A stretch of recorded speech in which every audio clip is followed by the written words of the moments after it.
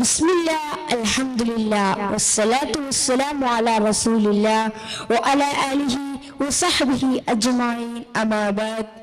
ബഹുമാനാദരം നിറഞ്ഞ ഗുരുനാഥന്മാരെ, വിധികർത്താക്കളെ, എന്റെ ശബ്ദം ശ്രവിച്ചുകൊണ്ടിരിക്കുന്ന സഹപാഠി സുഹൃത്തുക്കളെ, അസ്സലാമു അലൈക്കും വറഹ്മത്തുള്ളാഹി വബറകാതുഹു.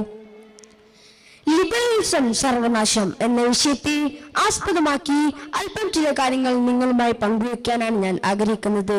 അതിന് സർവശക്തനായ നാഥൻ തുണക്കട്ടെ എന്ന് ശക്തനായ നാഥൻ തുണക്കട്ടെ. ആമീൻ. ആമുഖങ്ങളുടെയും വിവരണങ്ങളൊന്നും ഇല്ലാതെ തന്നെ വിഷയത്തിലേക്ക് കിടക്കട്ടെ. എന്താണ് ലിബറലിസം? ലിബറലിസം എന്നാൽ യൂറോപ്യൻ നവോത്ഥാനത്തിന്റെ കാലഘട്ടത്തിൽ രൂപപ്പെട്ടു വന്ന ഒരു ആശയധാരയാണ്.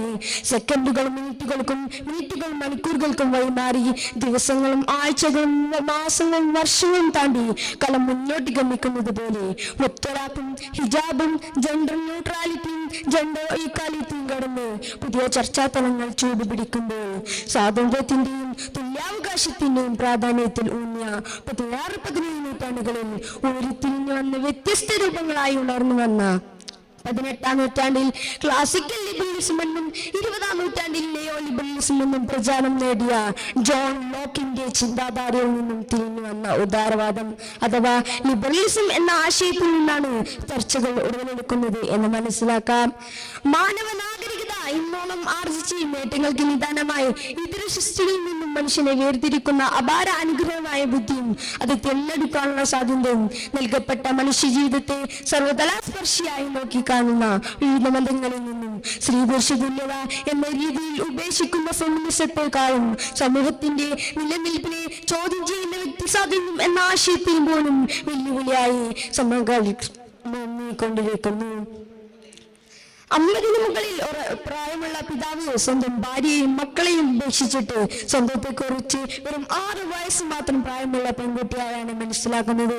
എനിക്കങ്ങനെ ജീവിക്കാൻ സാധിക്കും എന്ന് പറയുമ്പോൾ മകന്റെ അശ്ലീല ചിത്രശേഖരം നശിപ്പിച്ചതിന്റെ പേരിൽ മാതാപിതാക്കൾക്ക് നഷ്ടപരിഹാരമായി 22 ലക്ഷം രൂപ നൽകണമെന്ന് കോടതി ഉത്തരവിടുകയും ചെയ്യുന്ന രാജ്യങ്ങൾ കടന്നുവരുമ്പോൾ അതിരുകളില്ലാത്ത സ്വാതന്ത്ര്യത്തിന്റെ അനന്തരഫലങ്ങളാണ് ഇത് എന്ന് പകൽ പോലെ വ്യക്തമാണ്.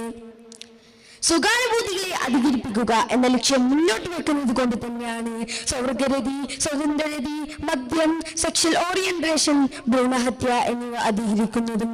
ജെൻഡർ ന്യൂട്രൽ വസ്തുവുമായി ബന്ധപ്പെട്ട വിഷയത്തിൽ അധപതിച്ച സമൂഹത്തിൽ നിന്നും നമ്മൾ മാറേണ്ടതുണ്ട് എന്ന് തന്റെ ട്വിറ്ററിലൂടെ ഉന്നത വിദ്യാഭ്യാസ മന്ത്രി പറയുകയും സമൂഹത്തിന്റെ അടിത്തറയെ തകർക്കുന്ന, കുടുംബബന്ധത്തെ ശിഥിലമാക്കുന്ന, സമൂഹത്തിൽ 2% മാത്രമുള്ള സ്വർഗ അനുരാഗികളിൽ നിന്നാണ് ലോകത്ത് കണ്ടുവരുന്ന ലൈംഗിക രോഗങ്ങളിൽ 2/3 ഭാഗവും എന്ന് പഠനങ്ങൾ പറയുന്നു.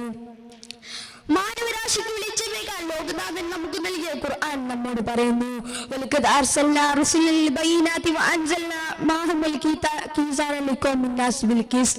ജനങ്ങൾ നീതിബോധത്തോടു കൂടി നിലനിൽക്കുന്നതിന് വേണ്ടിയാണ് ഖുർആനിനെയും പ്രവാചകനെയും അയച്ചത് എന്ന് ഖുർആൻ പറയുമ്പോൾ ലിബറലിസം ആണ് ശരി, അതാണ് നോർമൽ എന്ന് മനസ്സിലാക്കുന്ന സമൂഹത്തിൽ നിന്നും സമഗ്രമായി മനുഷ്യ ജീവിതത്തെ നോക്കി കാണുന്ന ഖുർആനിനെയും പ്രവാചകന്റെ അധ്യാപനങ്ങളെയും ഉൾക്കൊണ്ടുകൊണ്ട് സമൂഹത്തിന് നിശാബാധം നൽകാൻ നമുക്ക് സാധിക്കണം. അതിന് സർവശക്തനായ നാഥൻ തുണക്കട്ടെ എന്ന് ആത്മാർത്ഥമായി പ്രാർത്ഥിച്ചുകൊണ്ട് ഞാൻ എന്റെ വാക്കുകൾക്ക് വിരാമമിടുന്നു. اللهم إنا نسألك الهدى والتقى والعفاف والغنى اللهم اهدنا إلى صراط مستقيم صراط الذين أنعمت عليهم غير المغضوب عليهم ولا الضالين اللهم آت نفوسنا تقواها وزكها أنت خير من زكاها أنت وليها ومولاها اللهم أعز الإسلام والمسلمين وأذل الشرك والمشركين اللهم آمنا في أوطاننا وأصلح أئمتنا وولاة أمورنا اللهم أعذنا من الفتن ما ظهر منها وما بطن وآخر دعوانا والحمد لله رب العالمين. السلام عليكم ورحمة الله وبركاته.